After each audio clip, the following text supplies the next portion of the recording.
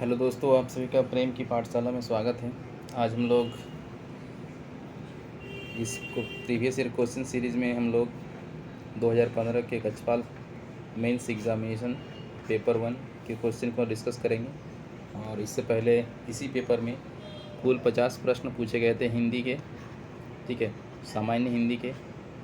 उसका मैंने video upload कर दिया है, जिन्होंने नहीं देखा है वो उसे वहाँ से देख ले। यहाँ पे आप डिस्क्रिप्शन में लिंक मिल जाएगा प्लेलिस्ट का। ये प्रीवियस ईयर क्वेश्चन प्लेलिस्ट के नाम से आपको मिलेगा, वहाँ से आप देख सकते हैं सारा वीडियो। तो चलिए बिना किसी तरीके शुरू करते हैं आज का सेशन। तो यहाँ पे हम लोगों ने कुल 50 प्रश्नों को देख लिया था।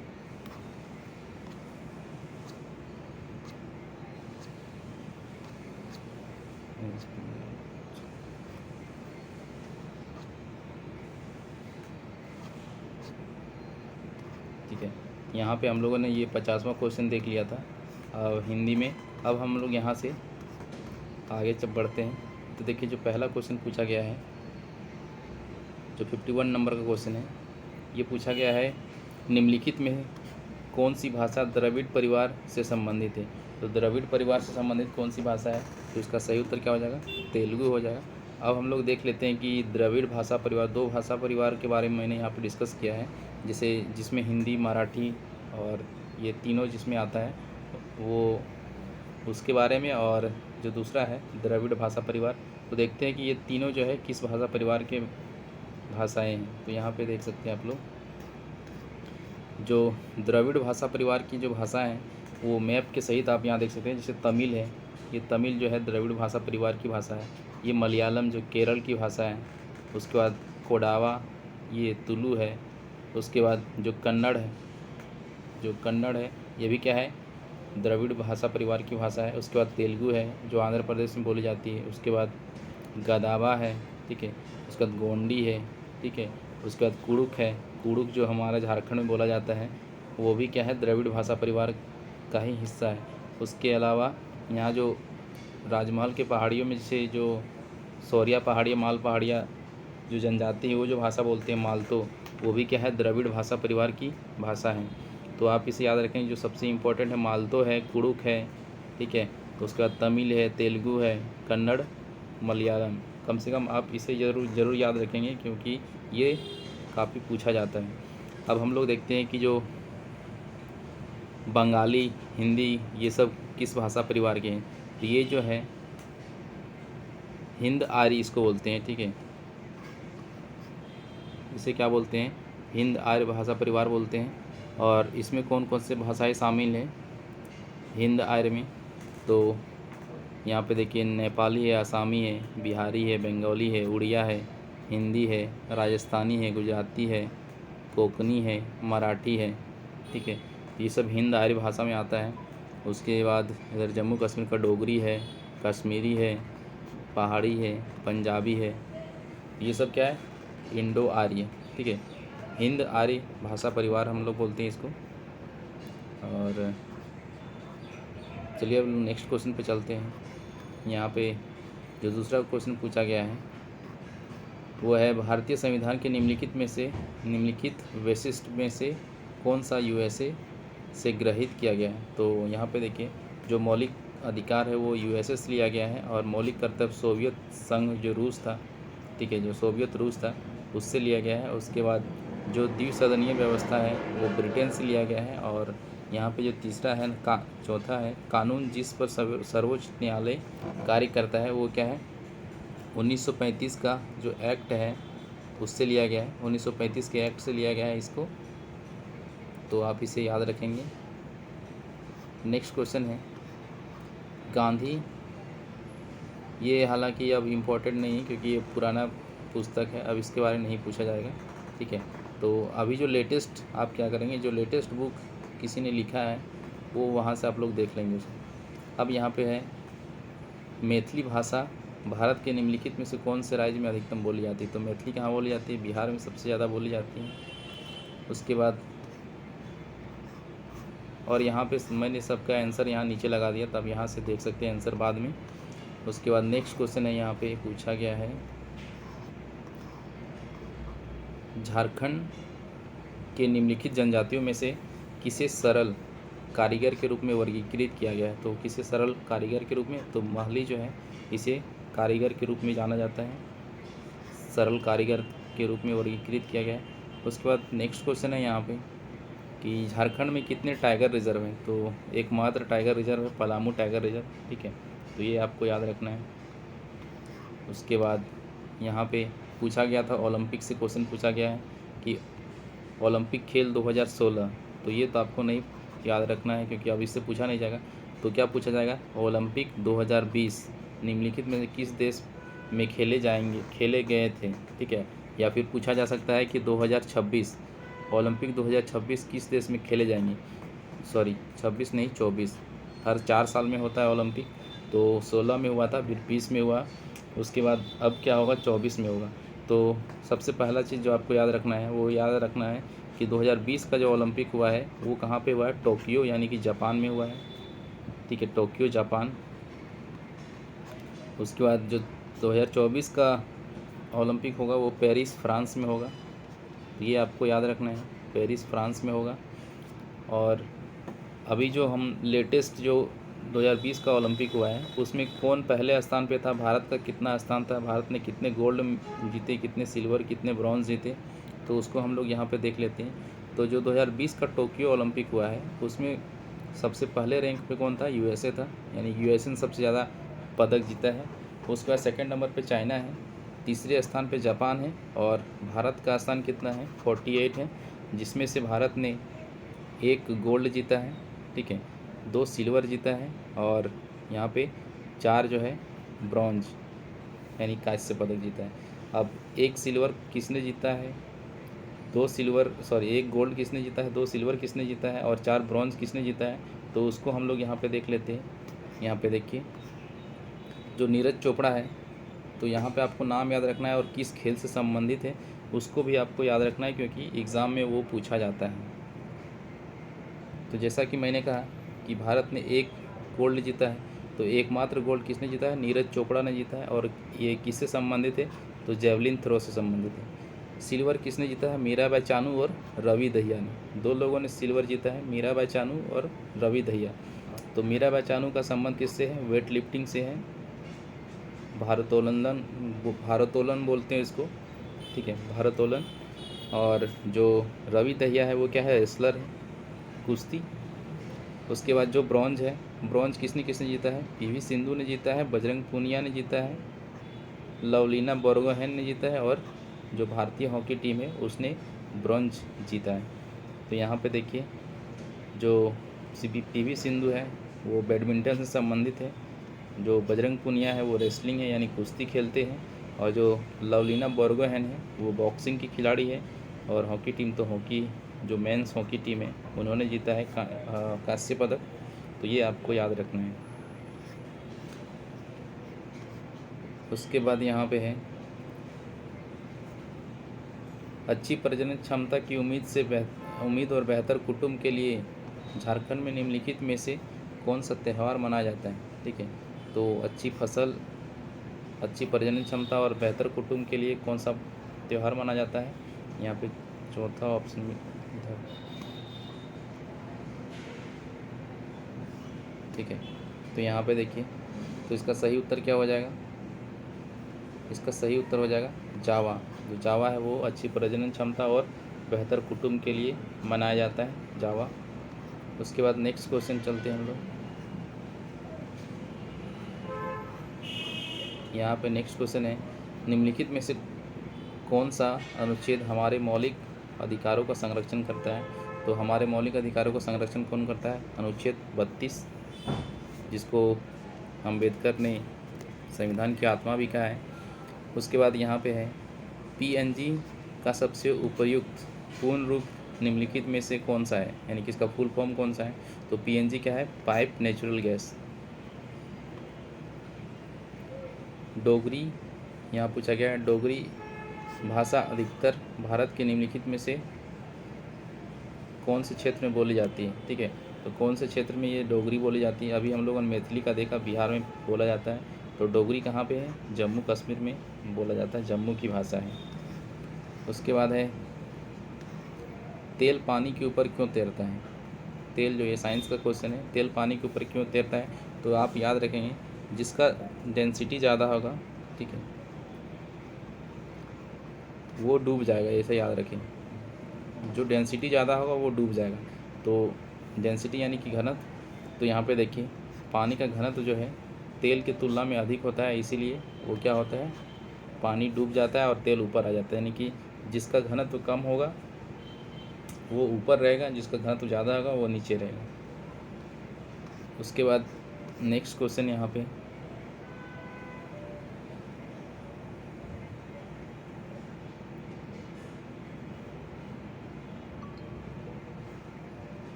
नेक्स्ट क्वेश्चन यहाँ पे है, निम्नलिखित में से किसे भारत में सर्वोच्च खेल सम्मान माना जाता है? तो पहले राजीव गांधी को माना जाता था, लेकिन इसका जो नाम बदल दिया गया वो राजीव गांधी की जगह पे मेजर ध्यानचंद पुरस्कार कर दिया है। खेल रत्न क्या इसका नाम कर दिया गया है? मेजर ध्यानचंद। ये जो ध्यानचंद पुरस्कार है ना, तो उसी तरह इन्हीं के नाम पे किया गया है, मेजर ध्यानचंद खेल रत्न पुरस्कार, ठीक है, मेजर ध्यानचंद खेल रत्न, ठीक है, खेल रत्न। तो मेजर ध्यानचंद खेल रत्न कर दिया गया है और यही खेल का सर्वोच्च सम्मान है। चलिए चलते हैं नेक्स्ट क्वेश्चन पर। यहाँ पे नेक्स्ट क्वेश्चन है, भारत के संविधान के अनुच्छेद 19 के अनुसार एक व्यक्ति द्वारा कितने प्रकार की मौलिक स्वतंत्रताओं का उपभोग किया जाता है? तो आपको पता होगा 6 प्रकार की जो मौलिक स्वतंत्रताएं दी गई हैं, तो 6 प्रकार की हैं, तो इसका सही उत्तर हो जाएगा 6। नेक्स्ट क्वेश्चन है, यहाँ पे ईरानी कप के बारे में पूछा गया था, तो ईरानी कप के बारे में हम लोग जान लेते हैं, ठीक है। तो यहाँ पे पूछा गया था कि किस टीम ने ईरानी कप 2016 जीता था, तो ये तो पूछा नहीं जाएगा। तो ईरानी कप 2022-23 का पूछा जा सकता है कि ईरानी कप किसने जीता है। तो ये दो किसके किसके बीच हुआ था? रेस्ट ऑफ इंडिया और एमपी के बीच। ये रेस्ट ऑफ इंडिया को शेष भारत बोलते हैं हिंदी में। तो रेस्ट ऑफ इंडिया इसमें विजय हुआ था, विनर हुआ था, ठीक है। और इसका जो कितना नंबर का है, तो 31, 31वां जीत है किसका? रेस्ट ऑफ इंडिया का। और ये किसने रनर अप जो है वो एमपी रहा था, यानी एमपी को हराकर रेस्ट ऑफ इंडिया ने ईरानी कप जीता था। और ये हो गया।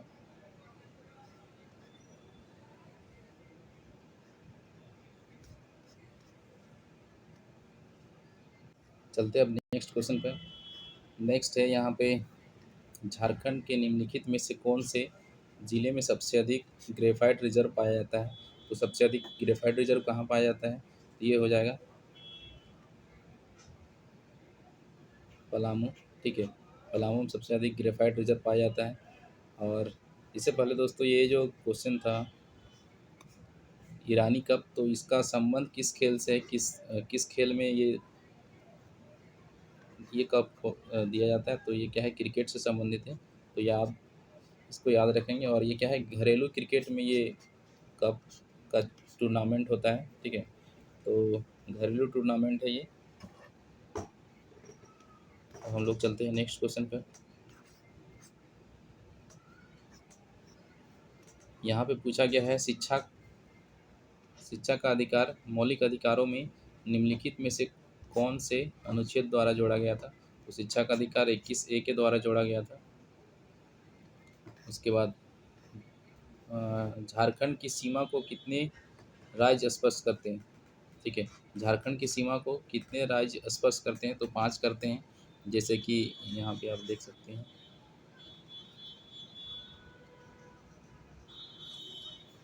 जैसे ये झारखंड है, तो यहाँ पे क्या हो जाएगा, इधर बिहार है, इधर छत्तीसगढ़ है, और छत्तीसगढ़ और यूपी, ठीक है, ये 2 इधर है, और इधर है उड़ीसा, ठीक है, उड़ीसा, और इधर क्या है, वेस्ट बंगाल। तो कुल कितने हैं? 5 राज्य हैं जो झारखंड की सीमा से साझा करते हैं अपना। उसके बाद यहाँ पे पूछा गया है, 63वें राष्ट्रीय फिल्म पुरस्कार सर्वश्रेष्ठ अभिनेता का पुरस्कार किसने जीता? तो 63वां तो नहीं पूछा जाएगा। अब जो लेटेस्ट हुआ है 2022 में वो है 68वां है 68। तो 68वां में जो सबसे सर्वश्रेष्ठ अभिनेता का पुरस्कार मिला है वो किसे मिला है? दो लोगों को मिला है, एक अजय देवगन को मिला है और जो दक्षिण भारत के अभिनेता है सूर्या सिंघम को आप लोग जानते होंगे। तो बेस्ट एक्टर जो है वो दो लोगों को मिला है, अजय देवगन और सूर्या को। अजय देवगन को जिस फिल्म के लिए मिला है वो क्या है? तानाजी के लिए मिला है और सूर्या को मिला है सोराई पोट्टू के लिए मिला है। और जो बेस्ट एक्ट्रेस का अवार्ड मिला है वो अपर्णा बाल मुरली, जो सोराई पोट्टू इसी फिल्म की है ये। और जो बेस्ट हिंदी फिल्म है वो क्या है? तुलसीदास जूनियर। और उसके बाद जो बेस्ट निर्देशक वो कौन है? मलयालम निर्देशक सच्चिदानंद कियार। ठीक है। और इसके साथ इसमें एक अवार्ड और दिया जाता है राष्ट्रीय फिल्म पुरस्कार में, वो है क्या? दादा साहेब फाल्के पुरस्कार। तो दादा साहेब फाल्के पुरस्कार 2022 का किसको मिला है? ठीक है, आशा पारेख को मिला है। अगर पूछा जाए कि 68वां राष्ट्रीय फिल्म पुरस्कार में दादा साहेब फाल्के पुरस्कार किसको मिला है, तो ये आशा पारेख को मिला है। ये एक्ट्रेस है। ठीक है, तो आप इसे याद रखेंगे, काफ़ी इम्पोर्टेंट है ये। और ये सब आपको पीडीएफ मिल जाएगी, आप इसको टेलीग्राम डिस्क्रिप्शन में लिंक दिया गया है, वहाँ से आप टेलीग्राम ज्वाइन कर लेंगे और वहाँ से आप इसको पीडीएफ को डाउनलोड कर सकते हैं और एग्ज़ाम के समय आप इसे जल्दी जल्दी रिवीजन भी कर सकते हैं। उसके बाद है झारखंड की सबसे ऊंची चोटी निम्नलिखित में से कौन सी है? तो सबसे ऊंची चोटी क्या है? पारसनाथ है। नेक्स्ट क्वेश्चन है,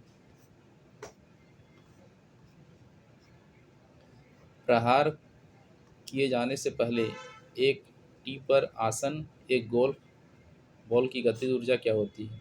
ठीक है, तो मतलब जब गोल्फ बॉल होता है उसको हिट करने से पहले क्या बॉल की गतिज ऊर्जा क्या होती है? तो क्या होता है? ज़ीरो होता है, वो रखा हुआ था, स्थिर रहता है। उसके बाद यहाँ पे पूछा गया है, कृषि विभाग झारखंड द्वारा उल्लिखित झारखंड की खेती की भूमि का कितना प्रतिशत असिंचित है? तो कितना प्रतिशत असिंचित है? तो 92% जो है असिंचित है। उसके बाद यहाँ पे पूछा गया है कि भारत के संविधान के किस भाग में मौलिक अधिकारों का उल्लेख किया गया है? तो मौलिक अधिकारों का उल्लेख किसमें किया गया है? भाग 3 में किया गया मौलिक अधिकारों का उल्लेख। भाग 4 में डीपीएसपी राज्य के नीति निर्देशक तत्व का उल्लेख है और जो भाग 5 है उसमें संघ यानी कि यूनियन का उल्लेख किया गया है। ये आपको याद रखना है। नेक्स्ट है, मौलिक अधिकारों के रूप में अनिवार्य और मुफ्त शिक्षा के लिए भारत के संविधान द्वारा क्लेम किया गया बच्चों का आयु वर्ग क्या है? तो बच्चों का आयु वर्ग क्या है? 6 से 14 वर्ष तक के बच्चों को जो है मुफ्त और अनिवार्य शिक्षा देने का प्रावधान है। उसके बाद हम लोग नेक्स्ट क्वेश्चन पे चलते हैं। यहाँ पे साइंस का क्वेश्चन पूछा गया है कि ओस की बूंदों की आकृति गोलाकार क्यों होती है? तो ये पृष्ठ तनाव की वजह से होता है। बरसात की बूंदें भी कभी कभी पूछता है तो पृष्ठ तनाव के कारण होता है। अब देखिए यहाँ पे मैथ का क्वेश्चन आ गया है। ठीक है, यहाँ पे मैथ का क्वेश्चन पूछा गया है, तो मैथ का भी आज हम लोग देख लेते हैं क्वेश्चन। यहाँ पूछा गया, दो कारों पी और क्यू प्रत्येक का एक समान लागत मूल्य 9 रुपया है। यानी दो कार हैं, एक पी है और एक क्यू है। इसका जो लागत मूल्य यानी कि सीपी है वो क्या है? 9 है और इसका भी सीपी क्या है? 9 है। ठीक है, उसके बाद बोला गया है कि पी लागत मूल्य से रुपये अधिक में बेची जाती है। यानी कि पी जो है इसका जो सेलिंग प्राइस है वो पी लागत मूल्य से रुपये में, यानी कि इसमें अगर इसका लागत मूल्य कितना है? 9 है और एक वाई जोड़ देंगे तो कितना, यानी कि ये 10 में बिकता है। और यहाँ पे दिया गया है क्यू जो है लागत मूल्य से 2 कम में बेची जाती। तो यहाँ पे 9 है, अब 2 कम है यानी इसमें 2 माइनस कर देंगे तो कितना हो जाएगा? 7 ठीक है, तो इसका सीपी निकल गया है, इसका सीपी दिया गया है और इसका एसपी निकल गया। अब यहाँ पे पूछ रहा है कि समग्र लाभ या हानि कितनी है? तो देखिए टोटल जो सीपी है, टोटल सीपी कितना हो जाएगा? ये दोनों को जोड़ देंगे तो 9 कितना हो गया? 18 यानी टोटल लागत कितना हो गया? 18। उसको बेचने के बाद कितना मिला, 10 + 7 17, यानी कि 17y। तो यहाँ पे कितना का घाटा हुआ, अगर हम देखें लॉस, लॉस देखें तो कितना हुआ, 18y - 17y, तो कितना हो गया, एक y का लॉस हुआ। अब यहाँ पे लॉस परसेंटेज अगर निकालेंगे तो कितना हुआ, y डिवाइडेड बाई, यहाँ पे हो जाएगा 18y और यहाँ पे इंटू 100। इसको काटेंगे तो ये कट छट के कितना आ जाएगा, 5.55 आ जाएगा। ठीक है, 5.55% आ जाएगा, जो कि ऑप्शन नंबर डी में दिया गया है, यहाँ पे ढक गया है। तो ये आप इस तरह से इसको सॉल्व कर सकते हैं। इसका सही उत्तर क्या हो जाएगा, ऑप्शन डी। उसके बाद यहाँ पे क्वेश्चन पूछा गया है, एक वृत्त के अंदर